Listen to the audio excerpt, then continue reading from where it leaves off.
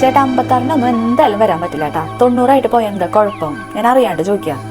നിനക്ക് 56 പോയ എന്താ കുഴപ്പം? അതെ, ഒരു കാര്യം പറയാട്ടാ, എന്റെ അമ്മയ്ക്ക് നിന്നോടുള്ള സ്നേഹത്തിന്റെ ഒരംശം പോലും നിനക്ക് തിരിച്ചില്ല കേട്ടാ. അത് പറയാണ്ടിരിക്കാൻ വയ്യ. ചേട്ടൻ എന്തറിഞ്ഞിട്ടാ സംസാരിക്കുന്നത്? അവിടെ വന്നു കഴിഞ്ഞിട്ടുണ്ടെങ്കിൽ ഉണ്ണിയുടെ കാര്യങ്ങൾ മുഴുവൻ അമ്മയ്ക്ക് നോക്കാൻ പറ്റുമോ? ഉറപ്പുണ്ടാ? നീ എന്തിനാ അമ്മ വാശി പിടിക്കുന്നത്? നിന്റെ അമ്മ നിന്റെ കാര്യങ്ങൾ ചെയ്യണ പോലെ തന്നെ എല്ലാ കാര്യങ്ങളും എന്റെ അമ്മ ചെയ്തോളാം നിന്നോട് പറഞ്ഞതല്ലേ. ഉണ്ണീനെ നോക്കണായിക്കോട്ടെ, രാത്രി ഉറക്കൊടുക്കണതായിക്കോട്ടെ, കുട്ടീനെ കുളിപ്പിക്കണ എല്ലാ കാര്യം അമ്മ ചെയ്തോളൂ. നീ എന്തിനാ പേടിക്കണത്? നീ വെറുതെ വാശി എടുക്കല്ലേ ട്ടാ. എന്നോട് അമ്മ പറഞ്ഞല്ലോ അമ്മയ്ക്ക് രാത്രി ഉറക്കളക്കാൻ പറ്റില്ല, അമ്മയ്ക്ക് ഉണ്ണിനെ കുളിപ്പിക്കാൻ പറ്റില്ല, അങ്ങനെയൊക്കെ. പിന്നെ ഞാനവിടെ വന്നിട്ട് എന്ത് ചെയ്യാനാ? എനിക്ക് കുറച്ച് സമയം തരികയാണെന്നുണ്ടെങ്കിൽ എനിക്ക് കുറച്ചുകൂടി കാര്യങ്ങൾ ഹാൻഡിൽ ചെയ്യാൻ പഠിക്കാൻ പറ്റില്ലേ?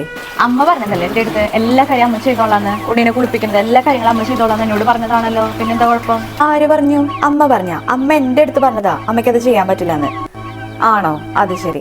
ഒരു കാര്യം ചെയ്യാം, ഞാനേ അതെന്റെ ഫോണിൽ എന്തായാലും റെക്കോർഡ് ചെയ്ത് വെച്ചിട്ടുണ്ട്. അതെന്റെ മോൻ അയച്ചു തന്നു കഴിഞ്ഞാൽ കേൾക്കാൻ ബുദ്ധിമുട്ടൊന്നും ഉണ്ടാവില്ലല്ലോ. ആ ശബ്ദം കേട്ടറിയാലോ അമ്മയാണോ അല്ലേന്ന്.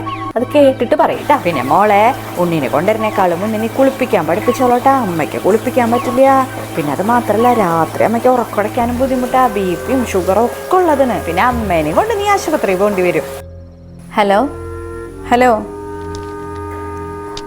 എന്ത് ചേട്ടാ വിഷമായ? അതെ, നീ ഒരു കാര്യം ചെയ്തോ, നിനക്ക് എപ്പോഴാണോ ഓക്കെ അപ്പം നീ പോയാൽ മതി. 90 എപ്പോഴാന്ന് വെച്ചാൽ ഞാൻ പറഞ്ഞോണ്ട് വീട്ടിൽ വിളിച്ചിട്ട്. കുഴപ്പമില്ല, വിഷമിക്കേണ്ട കാര്യമൊന്നുമില്ല. ഞാൻ 90 വരെ എനിക്കൊന്ന് നിൽക്കണം എന്നല്ലേ പറഞ്ഞോളൂ, വേറെ പ്രശ്നമൊന്നും ഇല്ല അതില്. അതെ, ഈ ആൺകുട്ടികളുടെ അമ്മമാർക്ക് ഒരു പ്രത്യേകതയുണ്ട്. അവർ കല്യാണത്തിന് മുന്നിന് ശേഷം വേറെ വേറെ സ്വഭാവം കാണിക്കും. ഞാൻ വിചാരിച്ചു എൻ്റെ അമ്മ അങ്ങനെയാവില്ല, എൻ്റെ മിസ്റ്റേക്കാണ്. ശരി, ഞാൻ പിന്നെ വിളിക്കാട്ടാ.